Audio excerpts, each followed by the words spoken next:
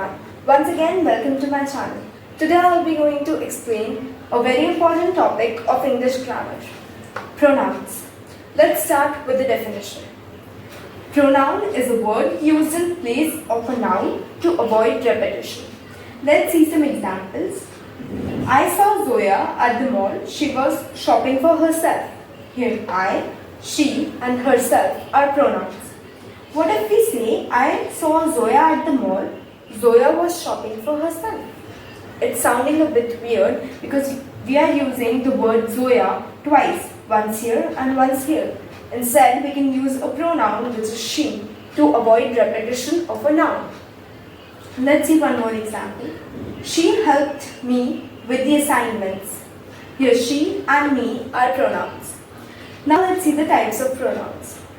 There are 9 types of pronouns, and in this episode I'll be covering 4 types of pronouns, which are the personal pronouns, demonstrative pronouns, interrogative pronouns and distributive pronouns.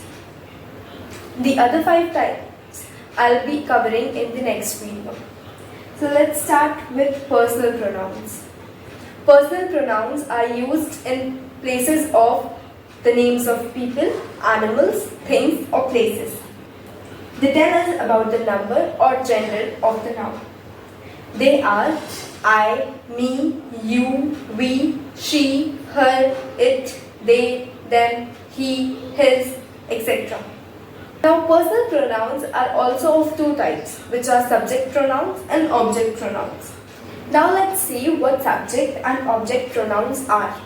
A subject pronoun is a word that replaces the noun which acts as a subject. And object pronouns are the words that replace a noun which receives an action. Now let's see an example. She invited us for the movie, but we refused. Here she is a subject pronoun, us is an object pronoun, and we is also a subject pronoun. Let's see how to identify the subject and object pronoun.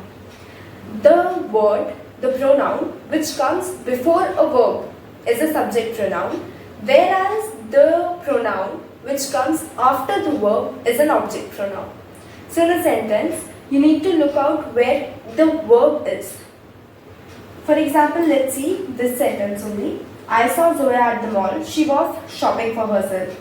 Here in this sentence, I saw Zoya at the mall. Here saw is the verb and I comes before the verb. So I is a subject pronoun. In the second part of the sentence, she was shopping for herself. Here was shopping is the verb. So she is a subject pronoun again, whereas herself is an object pronoun. But it is not a personal pronoun. So I'm just giving extra information, but this herself is not a personal pronoun.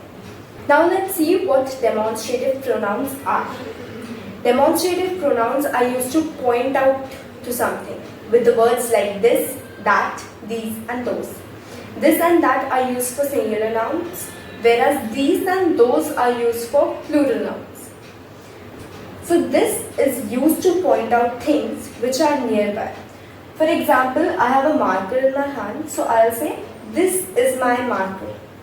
But if the marker is kept away from me, I'll say, that is my marker. These and those are used for plural nouns. These is again used for something which is nearby, and those is used for something which is far away. If I have 2 markers and they are kept over here, so I'll say, these are my markers.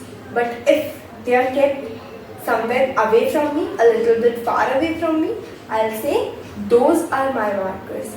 These and those are used for plural nouns, which means the nouns should be, the number should be more than 1.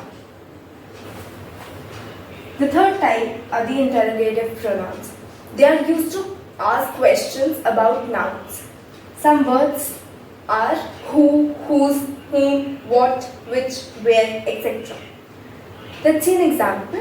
What is your name? Here what is an interrogative pronoun. Where is your house? Where is an interrogative pronoun. This is the simplest type of the pronoun. You just need to ask questions and the words which are asking the questions are the interrogative pronouns like what, which, whom, whose, where, etc. Now let's come to the fourth type, distributive pronouns. Distributive pronouns are used to point out at things individually rather than collectively. Words which we can see as distributive pronouns are each, either and neither. Let's see which function do they perform.